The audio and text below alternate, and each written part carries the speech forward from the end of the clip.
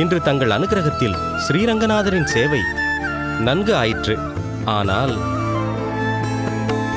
என்னப்பா ஆனால் என்று இழுத்தாய்? ஆனால் அதற்கு மேல் ஒன்றும் சொல்லவில்லை? ஒன்றுமில்லை குருநாதா. ரங்கநாதர் திருச்சன்னதி வாசலில் நடந்த விஷயம் பற்றிதான். எந்த விஷயத்தை கேட்கிறாய்? இவன் இப்படித்தான் சுவாமி, எதையாவது கேட்டுக்கொண்டிருப்பான். தாங்கள் அதை பொருட்படுத்த வேண்டாம் குருநாதா. அவன் கேட்க வந்ததை கேட்கட்டும் பெரிய நம்பி. நல்ல சந்தேகமாக இருந்தால் பதில் உரைக்கும் கடமை எனக்குள்ளது. மலராண்டான், உனக்கு என்ன சந்தேகம்? மன்னிக்க வேண்டும் குருநாதா. ரங்கநாதர் சன்னதியில் ஒரு பெண் அழுதபடி பிரார்த்தனை செய்து கொண்டிருந்தாள். தாங்கள் அவள் பிரார்த்தித்து வெளியில் செல்லட்டும், நாம் பிறகு சன்னதி சென்று சேவிக்கலாம் என்று தடுத்து விட்டீர்கள். வாஸ்தவம்தான். அதனால் என்ன? அவளுக்கு குறுக்கீடாகிவிடும் என்று தடுத்தீர்களா? அல்லது அவள் பிரார்த்தித்த விதம் தவறு என்பதால் அவளை பார்க்க வேண்டாம் என்று நினைத்து தள்ளி நின்றோமா என்றுதான். பெரிய நம்பி, இப்படிப்பட்ட கேள்வியையா அவனை கேட்க வேண்டாம் என்று தடுத்தாய்? மலரண்டான், நிச்சயம் உனக்கு நான் பதிலளிக்க வேண்டிய கேள்வியைத்தான் கேட்டிருக்கிறாய். என் பதிலை கவனமாக கேட்டுக்கொள். தங்கள் ஆணைப்படியே சுவாமி. அடியேனும் கேட்க ஆவலாய் இருக்கிறேன் சுவாமி. அந்த பெண்ணுக்கு ஏதோ குடும்ப பிரச்சனையாக இருக்க வேண்டும். அதனால் விம்மி விம்மி அழுது கொண்டும் பிரார்த்தித்துக் கொண்டும் இருந்தாள் இல்லையா? ஆம் சுவாமி.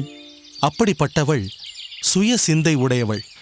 அதாவது தன் காரியம், தன் துன்பம் பெரியது என்று எம்பெருமான் சன்னதிக்கு வந்துள்ளாள். அவளது பிரார்த்தனை அவளுக்கு பெரிதுதான்.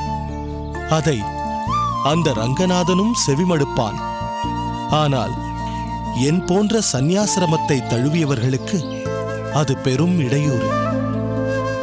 நான் அவள் பிரார்த்தனையின் போது உள் நுழைந்ததால் அவள் புலம்பிய அதே வேதனையுடன் என்னை பார்ப்பாள். சுவாமி, நீங்கள்தான் எப்படியாவது என் வேதனையை பெருமாளிடம் பிரார்த்தித்து நிவர்த்தி செய்ய வேண்டும் என்று மன்றாடுவாள். அதற்கு நான் ஆறுதல் சொல்ல வேண்டி வரும். இதனால் நான் ஏற்றுக்கொண்ட தர்மம் தடைபடும். மன்னிக்க வேண்டும் சுவாமி. அப்படி தடைபடக்கூடிய அந்த தர்மம் என்ன சுவாமி? என்னை போன்ற சந்நியாசிகள் உலகத்தில் அன்றாடம் நடக்கும் துயரங்களுக்கும் அதனால் வரும் வேதனைகளுக்கும் முக்கியத்துவம் கொடுத்தோம் என்றால் தினம் தினம் அதை பின்பற்றியே ஓடிக்கொண்டிருக்க வேண்டியதுதான். காரணம், இது கலிகாலம். நடக்கக்கூடாதவை, நடக்க முடியாதவை பல சம்பவங்கள் நடக்கும். எனவே அதில் பார்வையை செலுத்தாமல் பொதுவான வேண்டுகோளாக அனைவருக்கும் நன்மை ஏற்பட வேண்டும் என்றும், நம் சம்பிரதாயம் நன்கு வளர்ந்து ஏற்றத்தாழ்வுகளற்ற சமநிலை நம் மனித வர்க்கத்திற்கு ஏற்பட வேண்டும் என்ற பிரார்த்தனை மட்டுமே மேலோங்கி நிற்க வேண்டும்.